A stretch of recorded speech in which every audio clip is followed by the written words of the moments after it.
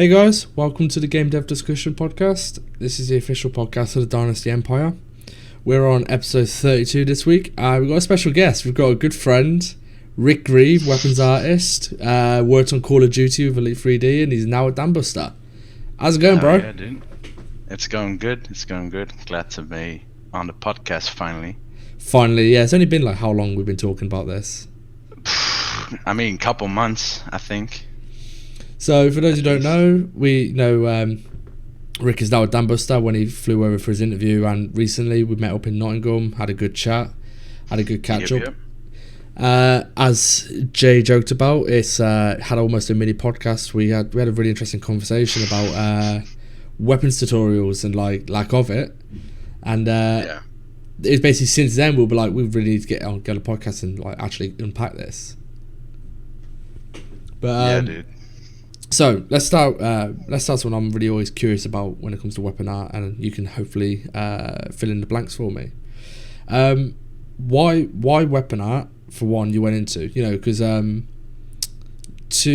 the uneducated, you could say weapon art and prop art are the same thing.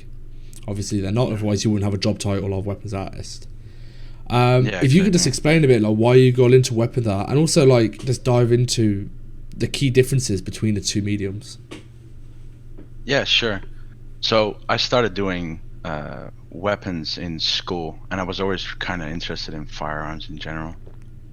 And I just really liked that, especially in first-person shooters, how it's almost more important than a main character, because it takes out like 1/4 of your screen, and it cannot be flawed.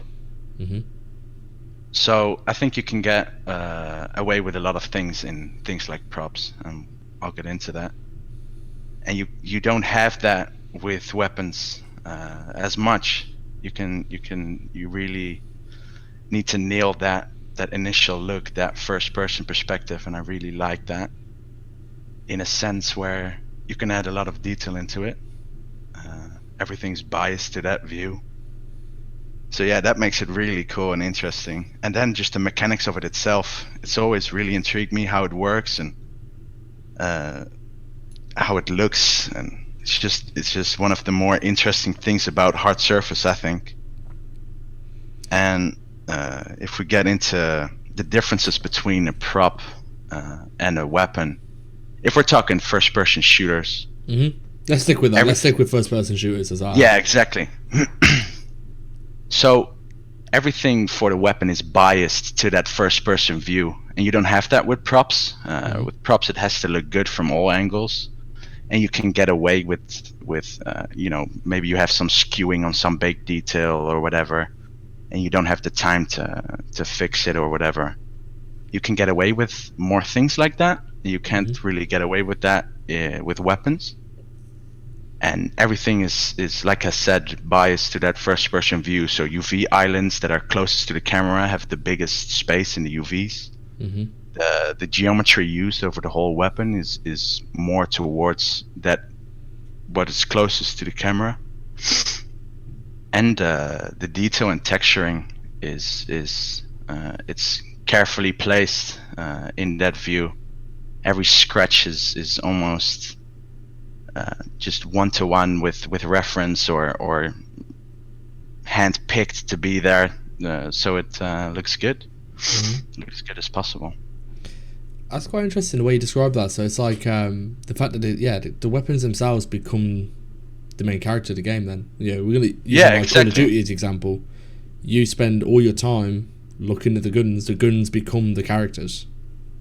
Yeah, and if that gun doesn't look right, or when the animations don't feel right, it throws you off as a player, I think, as well. So as a weapon artist, it's our responsibility to make that what's biggest on the screen and constantly on the screen, to make it look as detailed, intricate, and nice as possible. So that's something that sort of really resonates for you then, is the technical challenge of it, because like you said, you are front and center, nowhere to hide. This asset needs to look perfect. There's no like hiding with these, and that appeals to you, I'm guessing. You like that challenge? Yeah, I like that challenge, and just the freedom of being able to make that, because I'm really into texturing. I really enjoy texturing. So to have that freedom of really going at it and hand placing all my detail and whatnot, that's what really excites me a lot. And I'm guessing that's why you're drawn to well, AAA first person shooters then, because they're the sort of times which give you they're the sort of company and games which give you the budget and the time to do that hand play stuff. So, you know, with third person, you may not have the luxury of time on your side to go through and hand place a load of stuff. Yeah, exactly. So yeah, first person for sure gives you that ability to go at it. And I mean, if you look at games like the latest Modern Warfare or Escape from Tarkov, which I'm really into, it looks so good. Yeah, I completely agree. There's one thing I know. I mean, I know me and you have disagreed in the past about adding character to guns, adding the sort of human element to guns, and you know, Yeah, we go through your portfolio, like you have got like 1-to-1 perfect replications of assets.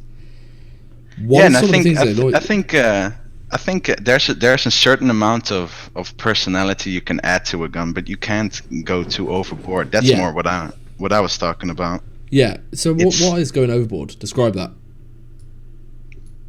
It's you know, when you're starting to add like different things to a weapon that just wouldn't make sense in the real world, like a pack of cigarettes strapped to an elastic band or something. It's like, you know, you're going too overboard. But having like a little number on it from when, you know, when a soldier gets his weapon or whatever, and it has a number on it because it's that it's his weapon, so if it gets lost or whatever, I don't know, it can be traced back to him. That kind of stuff is all cool, and you can all trace it back to reference. But if you're starting to add things that you can't explain or can't go hand in hand with reference, I think you're going too far. There's one thing you I think it's you who linked it me, was T-Rex Arms, the guy, the YouTube channel, which has like custom made holsters and all this sort of stuff. Now, I would say anyone who's getting into weapon art is worth checking out, because there's one thing I saw which was a really nice detail, and it is like something explained to me as well. Was he had like he had a bit of sticky tape, like black electrical tape, right around his barrel, and I was like, I was a bit confused what it was there for. And he's explaining like this. I think it's the ideal loadout for like an M4 or something. And he was like, I'll always have a bit of tape here because if I decide to go with a laser, then I have something to tape it down with. Yeah, I was like, exactly. They're the sort of details. I was like, damn, that's the sort of thing now where I'm like, I'm gonna keep my eye out for that sort of shit. Yeah, like these guys are shooting thousands of rounds every day, and they have their loadout down to a T, and it's like, you know, when they use their gun compared to whatever they get off the shelf, it's completely different. So they've really customized it to their own needs, and I think if you show that in your texturing and modeling, it's totally cool. What other what's sort of like cigarette packs or whatever? Yeah, there's the broad stuff, which is like there's a line. Don't go over it. Yeah, no, there's the obvious stuff. So one I don't like is the carving. You might like someone the one which like the tally marks. Yeah, I'm always like, let's come on, that's just silly. What are the more like subtle ones where people are trying to think and actually be clever with it, like where they're trying to add like, I don't know, oil or grease or whatever? Because that's one I don't see much in guns. Like when I was looking at, again, using the T-Rex arms as an example, I didn't realize how oily guns are. So what are the more like subtle details which people either miss or do too much, like when it comes to guns? Because you're all about the detail. I think there's people do too much edgeware and add too much grunge and noise, and I feel like overall it's just gonna look noisy at the end of the day. So I think people should pay more attention to what detail they add and where they add it, and again go back to that first person view and make sure it all looks okay in there. And going for more of the subtle detail that you would add, probably just little marks of someone going in with a marker and putting their initials somewhere, or a number that's related to whatnot.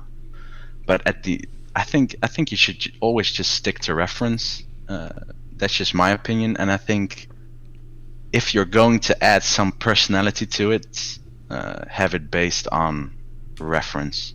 Yeah, that's completely fair enough. I agree. Maybe it gets rid of that creativity a little bit. Maybe. I think you would. I think, well, if we look at your MP7, MP9. MP9. Sorry, I'm sorry. I apologise to a gun. I just said that to a guns artist. So the MP9, like, you could literally, that if someone glanced at that who's not an artist, they'd look at it like, that's a real photo.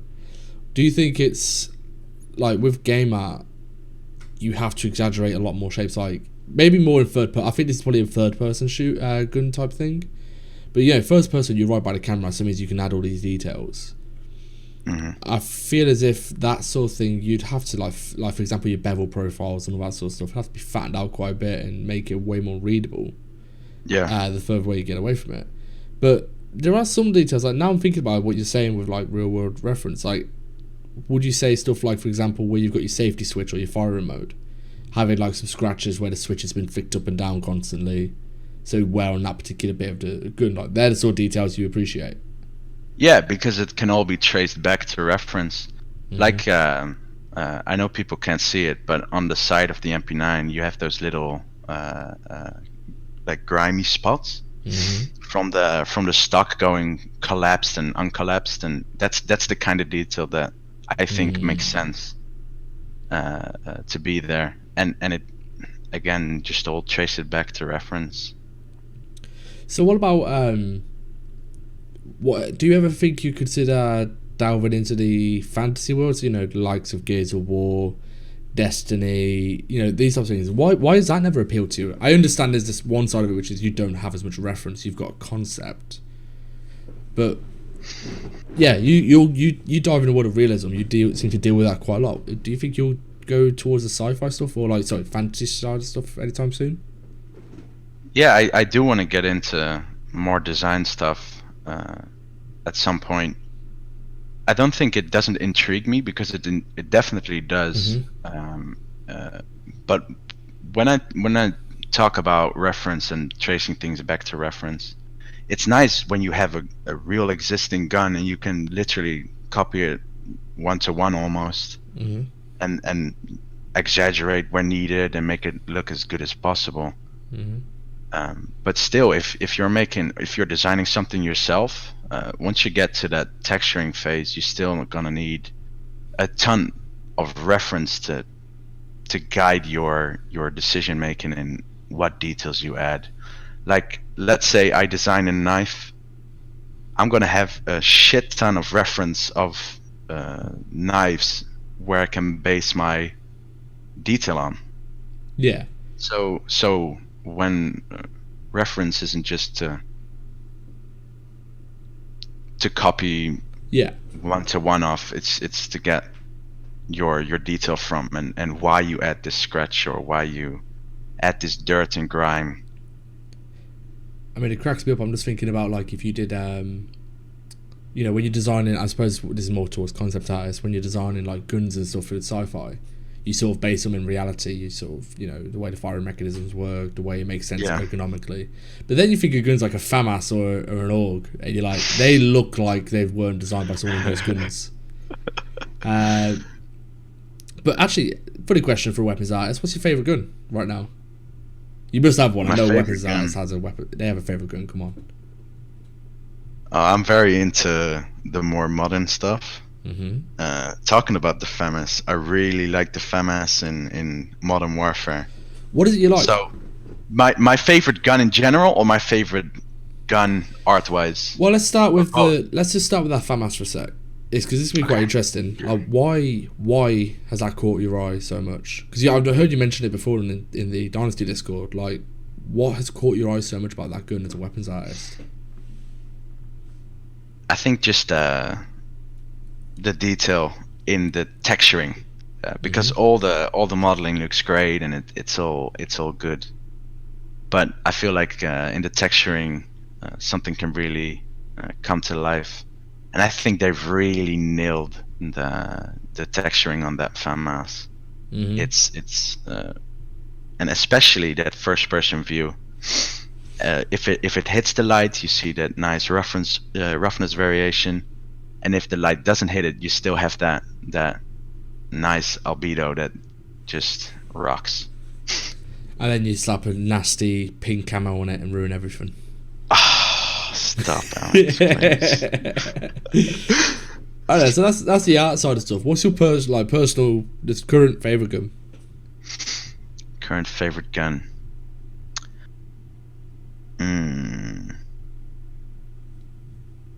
I would probably say the GSH 18 pistol. Why? It's a Russian pistol. It just looks so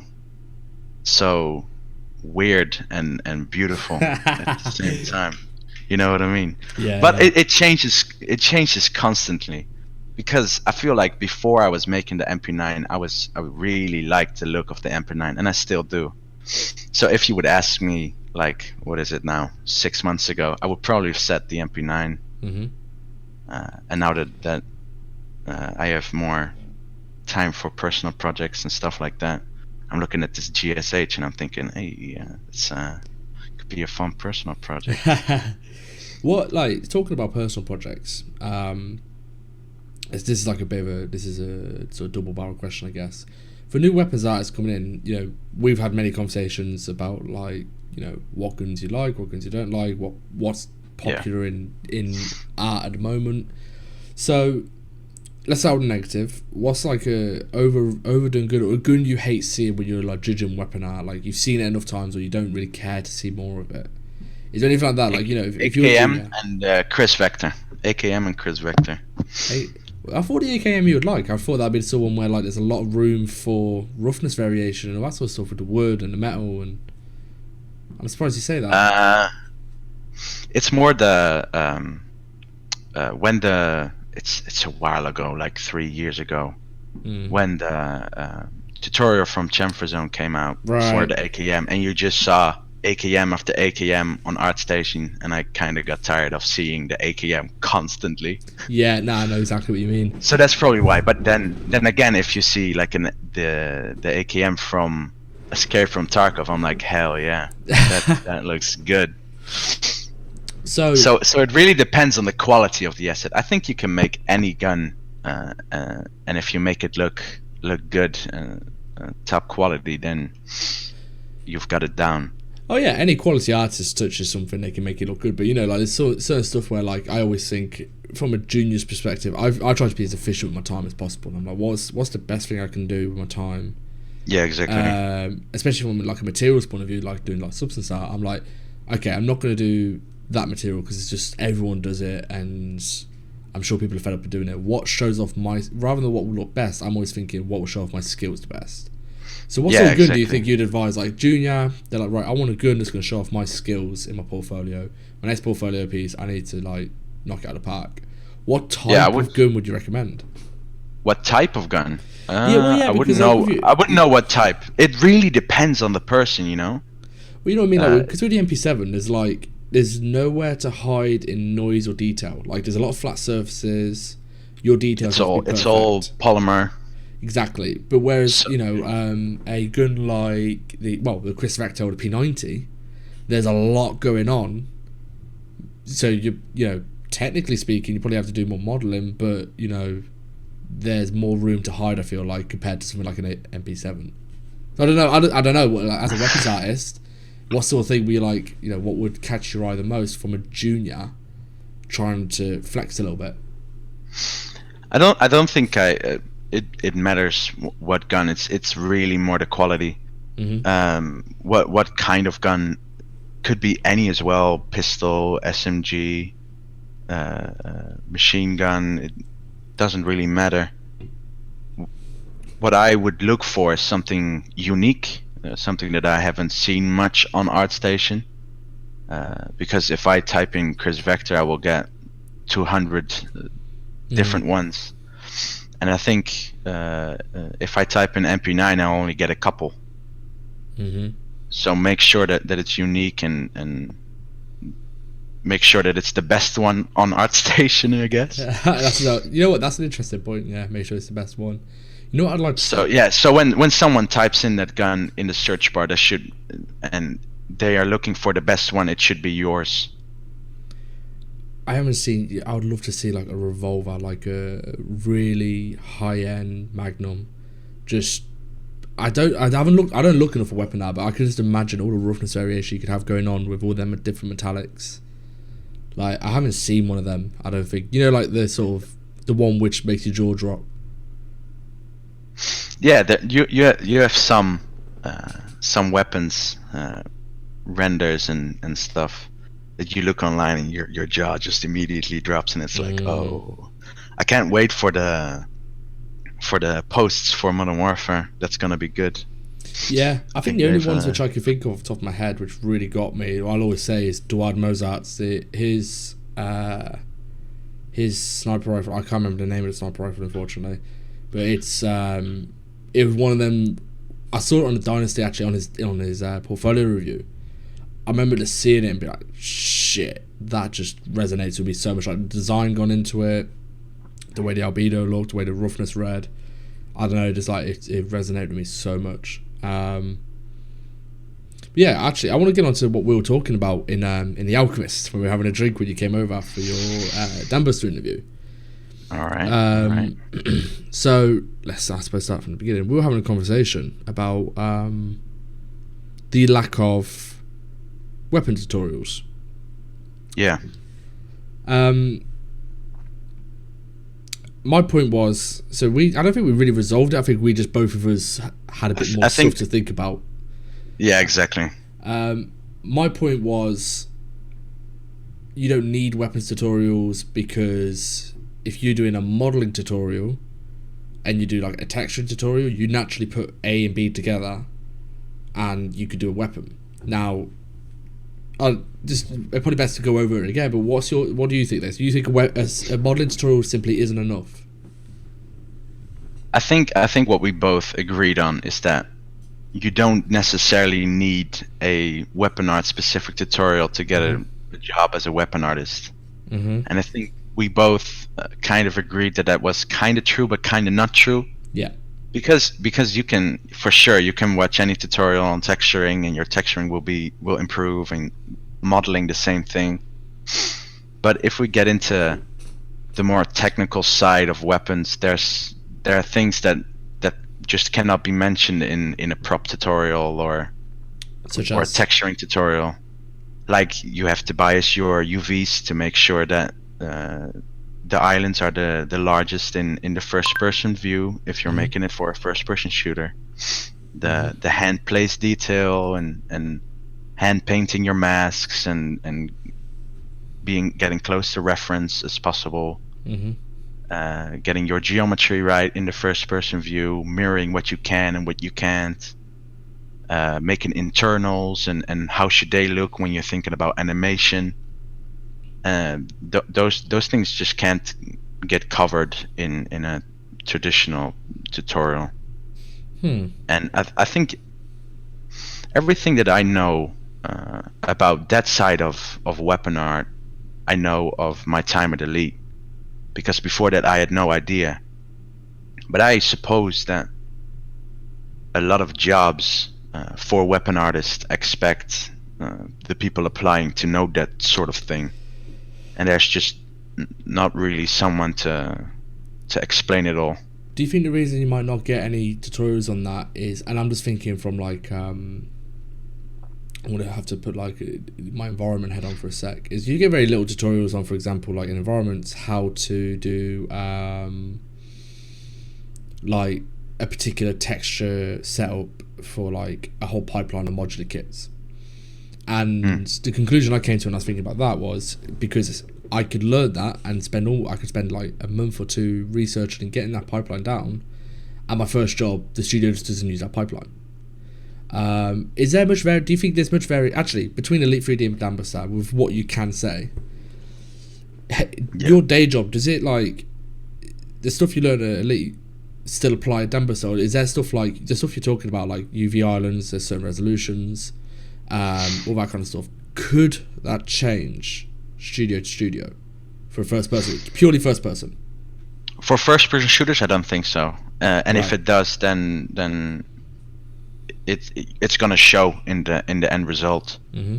Because if you use a 2K map on a gun, and UV islands are not biased whatsoever, Mm-hmm. it's gonna look insanely low res compared to if it is biased, Mm-hmm. and it's just gonna show in the end result. So it should definitely cross over from studio to studio if we're talking about first person shooters. Yeah, 'cause that's the only reason I could think of, that them little nuances you're talking about, like internals as well, like the internals of an asset. Mm-hmm. I can imagine a lot of games are just short. Sorry, a lot of studios being like, just don't worry about that. We'll make sure that when you do the reload animation, you don't see the gun's internal chambering or whatever. You know what I mean? Yeah, like, and I guess that depends on from studio to studio. But I think if we're talking about AAA first person shooters, gunfights and whatnot, Mm-hmm. it should matter the internals, because first person animators will have the freedom to work with that. And I mean, they're artists at the end of the day as well, and they want to make stuff look as good as possible as well. So if they can, let's say you're reloading, put in a magazine, turn over the gun 90 degrees, see the ejection port, look inside, they slap the bolt release and the bolt goes forward, catches the bullet, and it goes into the barrel. If you can see that kind of intricate detail in a weapon, you're like, hell yeah. Actually, that's an interesting point. Do you, as a weapons artist, do you spend much time interacting with the animators? Because I can imagine you know a weapon better, you know how a weapon handles, you know the bits you're looking for better than your average animator, because animators animate a lot of things. It's not just a weapon reload. Do you spend much time interacting with the animators just to make sure, if you were handling that gun, you wouldn't do this? Or are they the type of people who would, they're fine, they don't need that insight? So within animation, you also have, at least at some studios, you also have first person animators. Mm-hmm. That on COD, all those animators that animated those guns know the guns, and they're kind of weapon artists for animation. Mm-hmm. In a sense, so they would know about that kind of stuff. And I think weapon artists and weapon animators, or animators in general, should really work together to nail those kind of details, and they do. They do.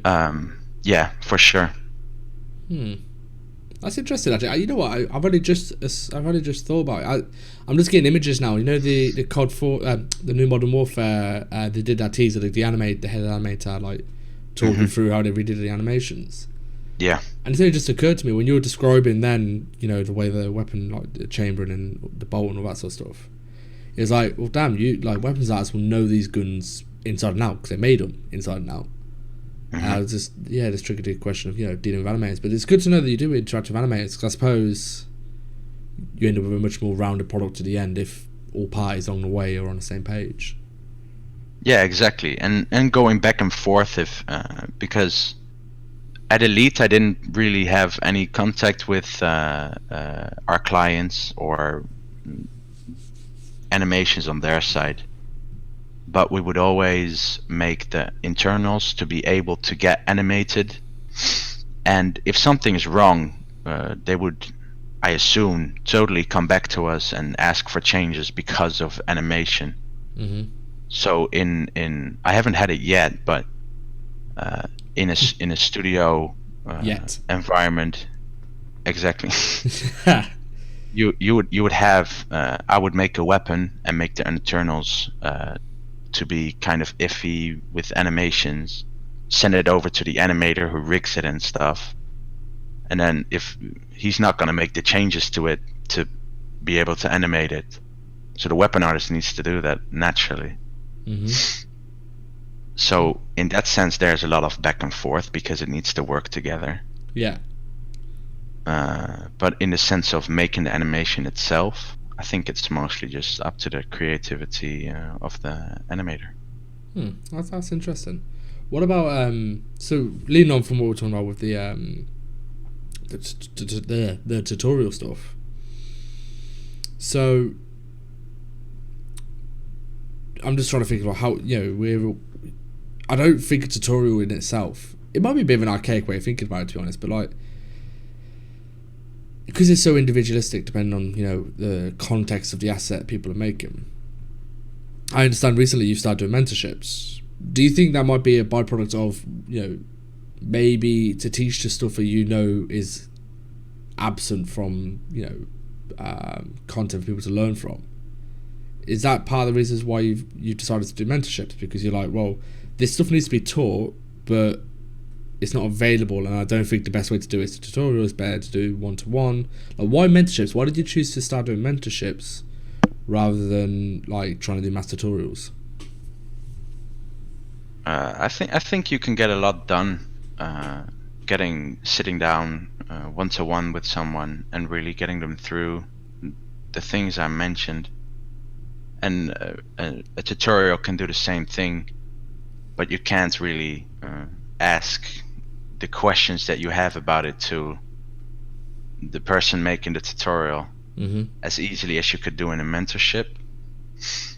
And I think mentorships are great in the sense that you have someone that has experience, that got the job that you want, or does daily what you want to do.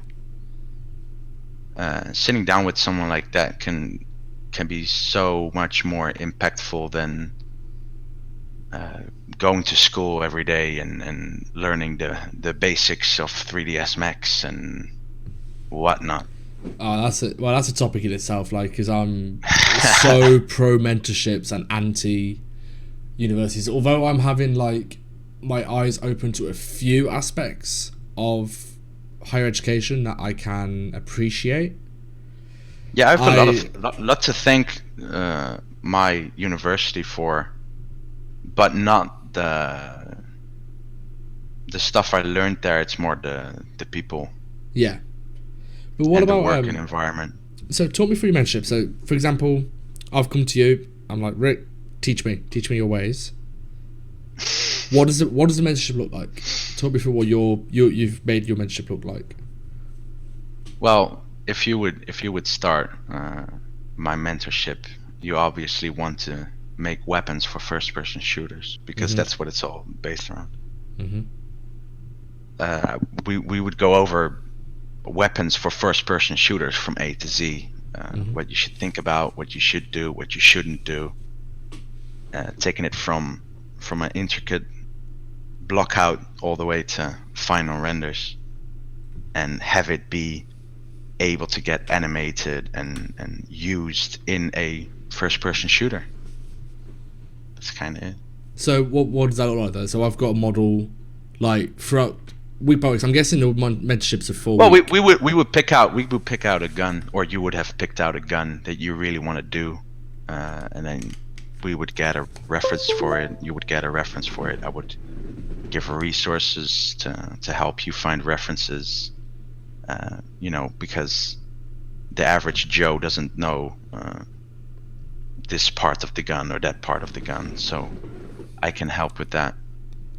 And then going through the blockout, which is, I think is a lot different from your average blockout. Just quickly explain why, just for the people who might not know. Yeah, of course. So for an average blockout, you make a table. You have the cubes for the legs and the cubes for the table itself. But for weapons, or usually, you would make the whole gun, the whole thing, every bolt and every spring, every thing on the gun, and have it in its final shape, and basically have it as the high poly without the support loops. So once you're happy with the blockout, you're not going to have to change a lot of things once you're done with the high poly, because you're just gonna be putting on support loops on your blockout, or taking it into ZBrush or whatever. Dude, have you checked out Blender yet? I have not.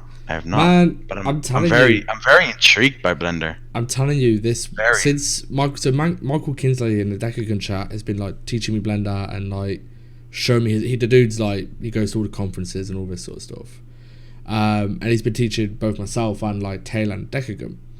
And some of the workflows, man, I'm just like I basically will only go into ZBrush now for organics, rocks or whatever. I'm like, it's really changed because I used to go into ZBrush for everything. I used to be on ZBrush all the time, and since he's shown me these workflows, I'm like, oh, this is kind of exciting, and I would love to see what you'd come out with Blender with, because I think you could create something crazy in there, or to see your perspective, like a weapon art perspective on Blender.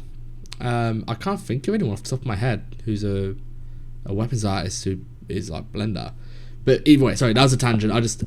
You describe what you're saying then, like, the adding the edge loops and stuff.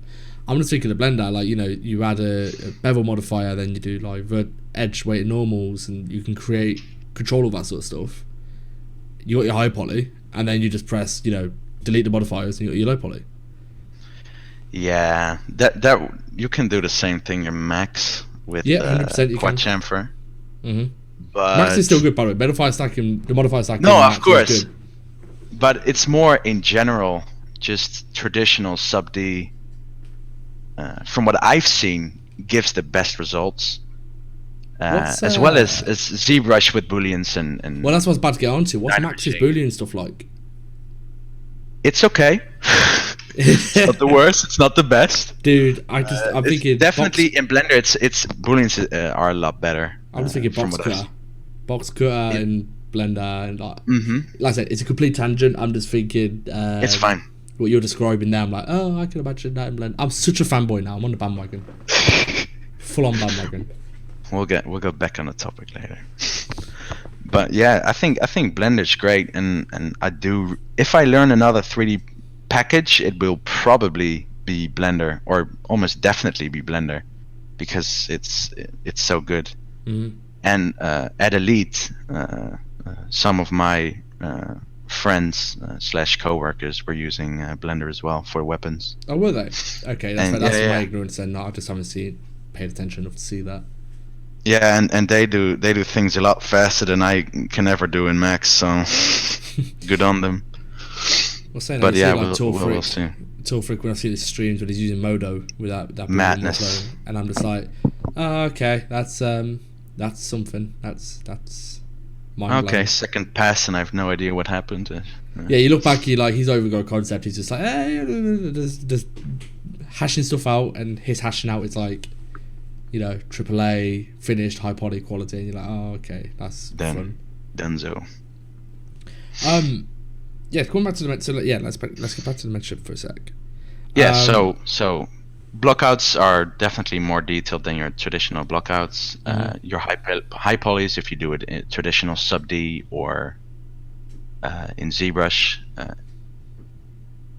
With the blockout being so intricate and almost final, you can both use it for your final low poly and for the base for the base of your low poly and for the base of your high poly. For the high poly, you duplicate it and add support loops or take it to ZBrush or whatnot, however you get to that final result, as long as you don't use quad chamfer MX. And then for the low, you just take that same blockout and optimize it for the low poly, and you basically got this mid poly where you can work, which you can split up in these two segments to speed those two up significantly. Plus, when at least at Elite, I mostly go back to Elite because that's where I had my most experience with weapon art. When I would make a blockout and I would show it to my lead and he would approve it and the client would approve it, when I'm showing that for that same gun, the high poly, there's minimal changes. And if the blockout was less detailed, there would be a lot of changes on a high poly, and it's much more difficult to change something on the high when you have all these support loops to care about, and you know. That makes sense. So getting that blockout as final as possible can really help you in the long run. So we'll talk about that in the mentorship and help with that. Then going over what I've said before, biasing for first person view, thinking about internals, modeling the internals. Where do I get reference for internals? Where do I get reference for this specific part, and all that stuff. Getting good bakes, clean bakes, no issues, no skewing, no nothing, clean AO and everything. Drop my phone. Don't break anything, Alex, please. You know what? Something interesting, dude. Like, just on the mentorship. I want to focus on you for a second for the mentorship. Okay. There's something I mentioned in my Artificial Learning course for seniors. I was on about like giving back to the community, doing tutorials, mentorships, all this sort of stuff. And something I said is that I could understand there's like people like, oh, I haven't got time or whatever, like, stuff like that. And I said, fine, think of it like from a selfish point of view. By doing it, you're developing yourself. So for sure. When you're having to teach people, you're having to really get your thoughts and your ideas articulated well. You're having to develop your ability to critique and work with people, your people skills. Exactly. Are you ever conscious of that while you're doing this? That I'm developing myself for further roles? Because to become a senior, or like seniors and leads, it isn't about being the best weapons artist. It's about being the best artist and the best teacher almost. Because you have to. That's what a lot of the role is about. Does that ever play in your mind, or do you think about that while you're doing the mentorships? Like, oh, actually, I'm developing myself as well as this person. Yeah, for sure. I think I have no idea what my end goal is. I'm just kind of taking it one day at a time. With the mentorship, it was mostly just people asking about it, or not necessarily a mentorship per se, but more like getting one-to-one, getting feedback and stuff like that. Yeah. And me being like, okay, I can do this as a mentorship, and for sure it goes alongside that I develop my people skills and the way I articulate and give feedback, and that definitely helps me to push myself as an artist. And I think you can learn a lot from giving feedback as well as receiving it. Yes. Because sometimes when I would give feedback, or if anyone would give feedback, you really look at things twice and thinking about why you do things. Yes. And you can bring that back to your own work and improve it that way. I'm not saying you learn a lot from just giving feedback, but if you're giving feedback and making your own personal artwork or whatever you're doing at work, you take a lot of stuff back with you. Yeah, of course you do, because if you look at a piece of work and you go, "Oh, that doesn't look quite right," obviously that's not good enough. And you think to yourself, "Why does that not look right?" Yeah, exactly. And then you start looking at reference and start getting like, okay, so this doesn't look right because of this and this, and if I give that as feedback, I can take that with me for my own work. Yeah, I think I really do believe. This is why, like, as well, I do push the critiques channel within the Dynasty Discord. Yeah. I think if artists trying to prepare to be a AAA artist, or a production artist should I say, the ability to receive feedback in the correct way and give feedback in the correct way, you've got kind of like a safe environment to do that within like the Discord. And I genuinely believe that's some of the more important. I think, don't get me wrong, it's great the technical support you get from that Discord, and the troubleshooting and the experienced artists in there.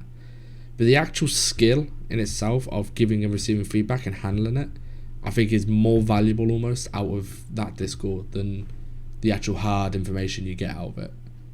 I know this is what's helped me the most, being able to process stuff, articulate my thoughts better. Because you can't just comment on someone's work and just go, that doesn't look quite good, or that doesn't look quite right, or that looks weird. Like, you have to actually give a reason, like why it looks weird. Exactly. And then you have to sit there and go, well, it looks weird, why? Well, I guess the proportions just don't feel quite right. Okay, so what's the proportion should be? Oh, the proportion should be this. Oh, so the issue is actually to do with the composition. Okay, now and you go down this rabbit hole, and I do really think that that's the side of stuff which people probably need to develop the most, and maybe that's why the mentorship will probably help people. You're giving all the hard skills, but having that one-to-one relationship, which is quite, I imagine it's the same for weapons artists or any artist, materials, weapons, environments, character. It's quite a one-to-one relationship between a lead and the production artist. Hey, I've done this thing. Are you happy? Yes or no? And then you go through that sequence of events. I guess 100%. The mentorship. I'm guessing the mentorship replicates that. I assume. Yeah, it kind of does. Is that an intentional thing?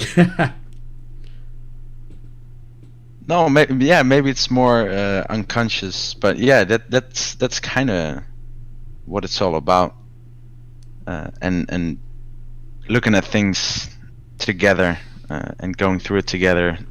Someone that does not know a lot, and then someone that knows more, and helping each other yes. more so than one person, the mentor helping the mentee. It's really a together thing. Well, I suppose you're trying to just give them the tools to figure out the problem themselves. That's essentially what you want to come from the mentor. You don't want them. It's not a tutorial in the sense of. Yeah, I want to help people that want to be weapon artists to become weapon artists, and what they should look for when they would apply for a weapon art role. And from doing that, I teach myself, and the mentees or students, they would teach me how I can help people in that way, and I think, like you said, in that way it's a really nice process for both teams, for both sides.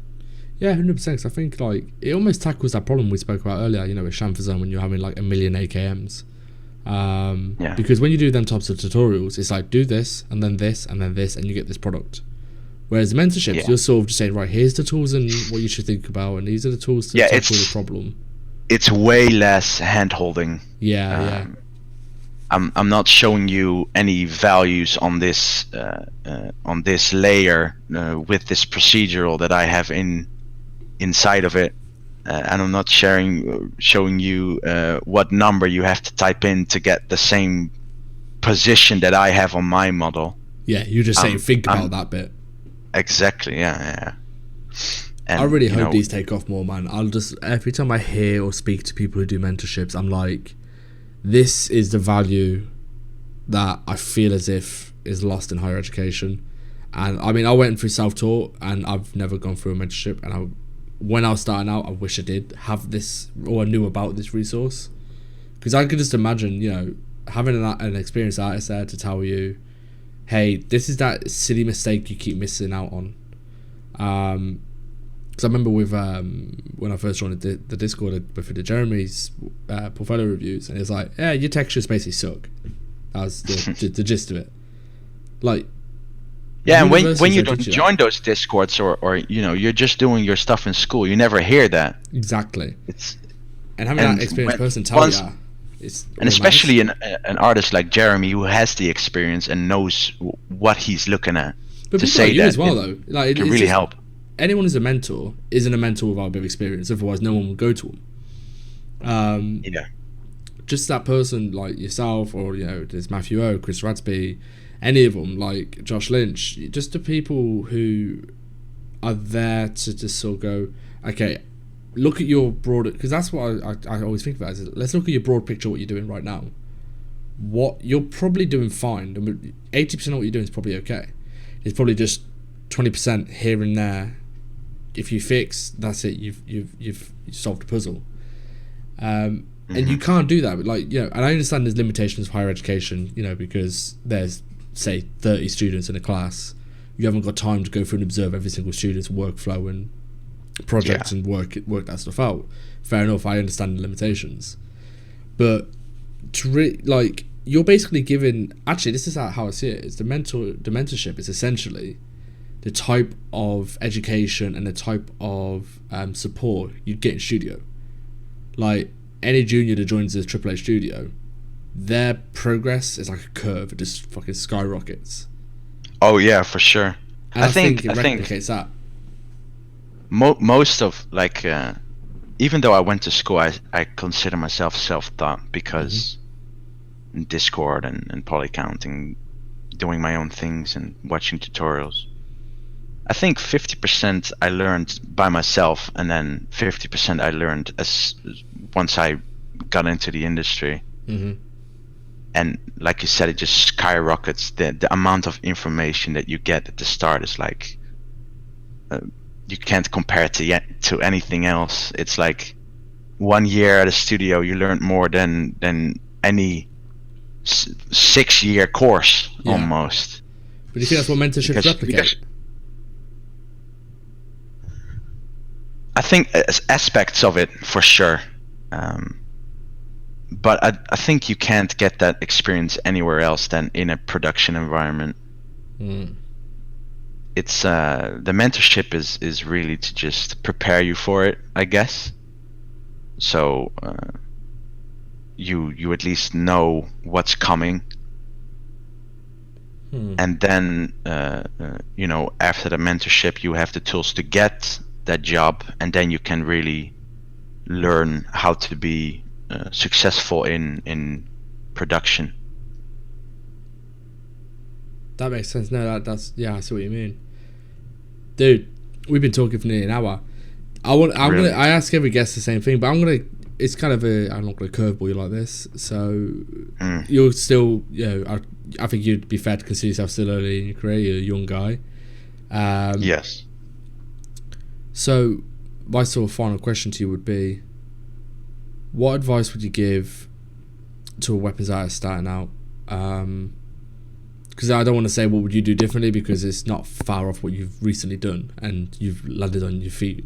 So I don't think you would do anything differently personally. Yeah. What advice would you give to a weapons artist? Like, there's a dude who's sat in college and he's like, right, I want to be a weapons artist.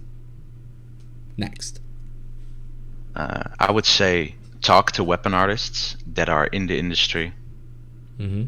Seek out as much feedback as you can from weapon artists or just artists in general, and really think about the more technical side of weapons. Don't forget about internals and biasing the things you make, and really go into every aspect of modeling to texturing and really nail it as much as you can, and get as many eyes on it as you can. Dude, that's spot on.